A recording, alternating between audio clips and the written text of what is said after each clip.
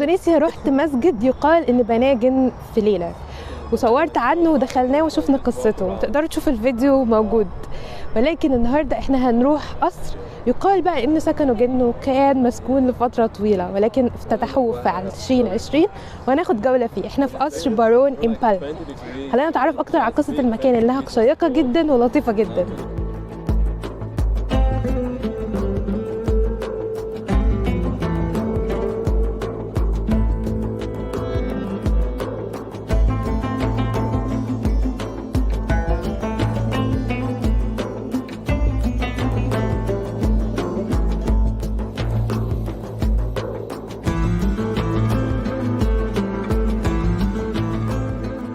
قصر البارون، او هو قصر اللي بناه بارون ادوارد امبال، وهو اصلا مهندس من بلجيكا وكان مليونير مشهور جدا في بلجيكا، لدرجه ان بلجيكا كانت كرمته على الاسهامات اللي عملها في المستعمرات البلجيكيه. فهو كان شغال في مجالين، اول مجال هو الهندسه، وتاني مجال كان ليه علاقه بالاقتصاد والاعمال والصناعه. ولكن المهم جدا ان هو كان بيحب الترحال، وكان ده المجال التاني متخصص فيه. عشان كده سافر المكسيك والكونغو وبرازيل، واخر محطه كان راحها كانت الهند قبل ما يجي مصر. وجه مصر كان ده بعد افتتاح قناه السويس بفتره، وبعديها قرر ان هو ياخد مشروع بناء هليوبلس، ان هو يبني المساكن بتاعت هليوبلس. هليوبلس هي مصر الجديده اللي كانت سابقا عباره عن صحراء قبل ما يجي البارون ادوارد امبال. وفعلا بنى القصر بتاعه، هو قصر البارون، والتصميم بتاعه كان اختاره في معرض في باريس. المصمم بتاع القصر هو ألكسندر مارسيل. ألكسندر مارسيل كان ليه أعمال فنية كتير في باريس والهند وفي حاجات كتير مختلفة. الجميل جدا في القصر أو اللي هتحسوه مختلف في القصر هو المعمار بتاعه.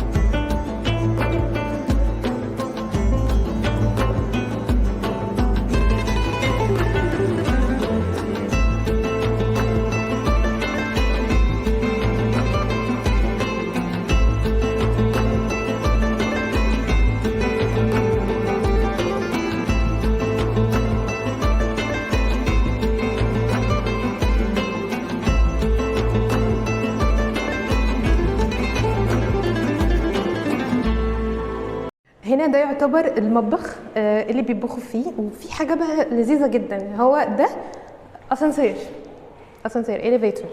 ده اسانسير بيتفتح هنا وبيطلعوا بيطلع فيه بني ادمين. ده اسانسير بني ادمين، وده اسانسير الاكل. هنا بيطلعوا الاكل اللي بيتطبخ وبيطلع فوق او بينزل تحت على حسب المسار بتاعه.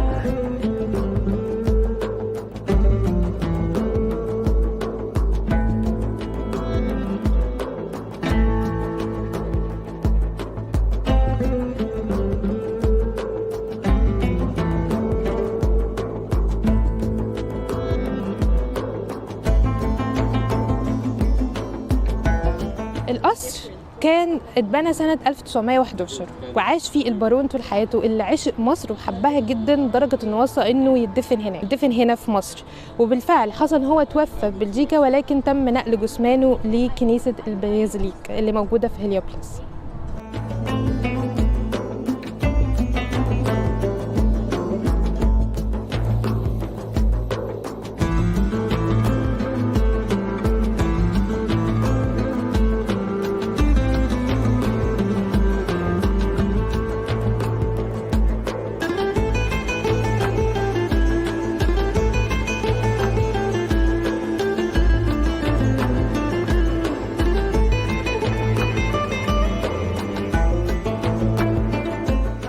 ان المعمار بتاع القصر من بره هتحس ان فيه طراز هندوسي وتراث بوذي. هو متأثر بالحاجات اللي موجودة في الهند واللي موجودة في كمبوديا.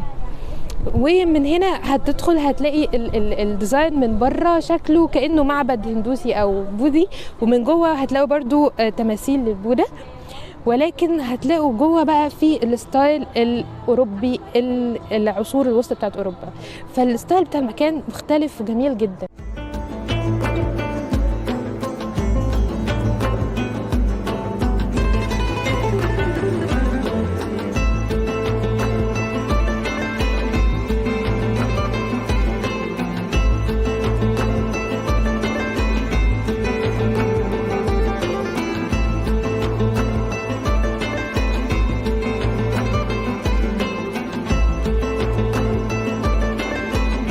بعد وفاة البارون إدوارد إمبال أخذ القصر ابنه جان، وبعد كده ورثوا أبنائه وأحفاده.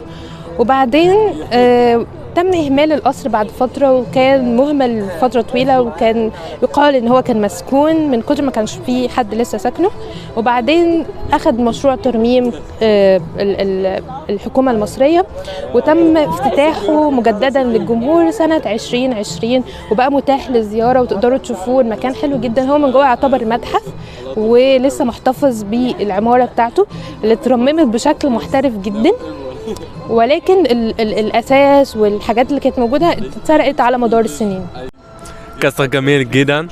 I really like this palace. It was really nice to see all the different aspects. I'm from the Netherlands, and this one really has some Belgium influence, and it's close by of the Netherlands. So it's nice to see. It has like all like Indian and European things in the house and surroundings. So that's really nice to see. Fun people out here. I got a good guide who told me a lot of stuff, so that was nice. Yes, really nice over here. The palace is really beautiful. It has a mix of European style, Indonesian, like Asian style. It's really beautiful. You see like Hindu influences, and yeah, it's really unique. In the middle of Cairo, you see like this Asian ancient building, and yeah, it's beautiful. كان قصة قصر البارون إدوارد إمبال، مكان مميز جدا في مصر الجديدة، وبرضه هتشوفوا وانتوا داخلين بشكل الترام، لأن هو كان ساهم في مشروع سكة الحديد بتاعت الترام. فالمكان لطيف جدا، وانصحكم ان انتوا تزوروه. ما تنسوش لايك وشير وسبسكرايب. Don't forget to like, share and subscribe. Also you can check my Instagram, I will write it down there. سوش لايك وشير وسبسكرايب. وبرضه تقدروا تتابعوني على الانستجرام، هحط اللينك تحت.